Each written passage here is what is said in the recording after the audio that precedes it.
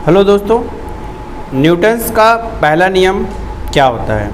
Newton's का पहला नियम हम लोग बोलते हैं, जब तक किसी वस्तु में हम बाहरी बल नहीं लगाते हैं तब तक वो अपनी अवस्था को नहीं बदलता है।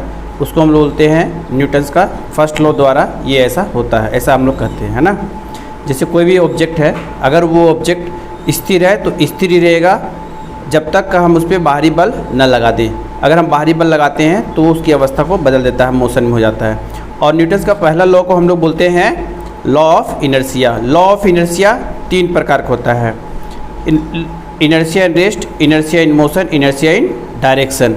और इनर्शिया इन रेस्ट होता है, जैसे कि एक एग्जांपल हम ले लेते हैं, कोई अगर बस स्टॉप पे है और बस अभी चलने वाली है, बस पे बैठा हुआ है और बस चलने वाली है, तो जैसे ही बस जब चलता है तो हम पीछे की ओर जाते हैं, तो ये इनर्शिया इन रेस्ट का एग्जांपल है। और जब कभी जाने लगता है बस, जब जाते जाते किसी डायरेक्शन में भी टर्न लेता है और उसमें हम लोग थोड़ा सा झुक जाते हैं टर्निंग के समय, तो इनर्शिया इन डायरेक्शन की वजह से वो झुकता है।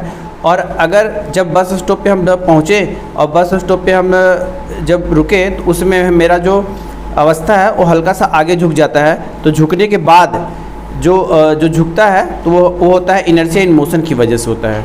ठीक है, तो आई होप कि आप लोगों को समझ में आया होगा न्यूटन्स का पहला लॉ। और न्यूटन्स का पहला लॉ में लॉ ऑफ इनर्शिया का तीनों मेथड्स समझ में आया होगा किसको हम लोग बोलते हैं। फिर से एक बार हम रिकैप कर सकते हैं इसको, कि जब हम कोई बस स्टॉप पे बैठते हैं तो जब बस चलना लगता है तो हम पीछे की ओर थोड़ा सा झुकते हैं, तो होता है इनर्शिया इन रेस्ट की वजह से। और जब बस किसी टर्निंग में आता है और उस समय वो जब टर्न लेता है तो हम उस समय थोड़ा सा झुकते हैं, तो इनर्शिया इन डायरेक्शन की वजह से होता है। और जब हम बस स्टॉप पे पहुंचते हैं और उस समय बस जो है रुकता है जब, तो हमारी जो अवस्था होती है वो हल्का सा आगे आती है, तो वो इनर्शिया इन मोशन की वजह से होता है। तो आई होप आप लोग समझ में आ गया होगा। Okay, thank you.